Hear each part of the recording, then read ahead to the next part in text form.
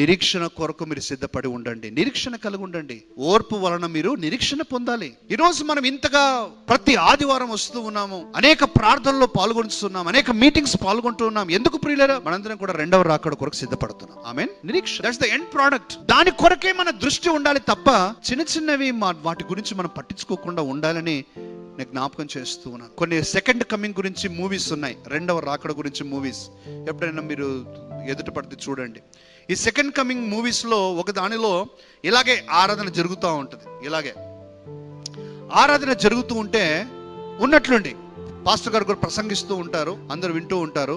ఉన్నట్టుండి అకస్మాత్తుగా అందరు అక్కడక్కడ అందరు మాయమైపోతారు. పాస్టర్ గారు కూడా మాయమైపోయారు అందరూ. అంటే రెండవ రాకడ వచ్చేసింది. ఏమైంది అని చూస్తే వెళ్ళిపోయారు, మధ్యాకాశానికి వెళ్ళిపోయారు, ఇక లేరు ఇక్కడ. మరి మీరు ఇక్కడే, మీరు పోలా, మీరు సిద్ధపడలేదు. ఇంకా మీరు ఎంతకీ కూడా ఈర్ష, ద్వేషాలు, ఎక్కువ తక్కువ, చిన్న పెద్ద, గొప్ప ఈ ఆలోచనలతో ఉన్నారు. కాబట్టి టైం ఇచ్చినాడు దేవుడు ఇంకా మీరు మారాలని, మళ్ళీ వెళ్ళిపోయినారు. అందుకని ఒకవేళ మన హృదయంలో అట్లాంటి ఆలోచనలు ఉంటే దేవుడు రాకడ నేను ప్రసంగిస్తున్నప్పుడు కూడా రావచ్చు, ఎత్తబడే గుంపులో మన ముందుము గాక. ఆమేన్.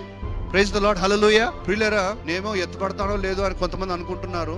అలాంటి ఆలోచన ఉంటే ఈ రోజే ప్రభు అయిన యేసు మన స్వంత రక్షకుడిగా అంగీకరించాలి. ఆమేన్. అట్లా డౌట్ ఉండకూడదు. We will be with Jesus అనే కాన్ఫిడెన్స్ మనకు ఉండాలి.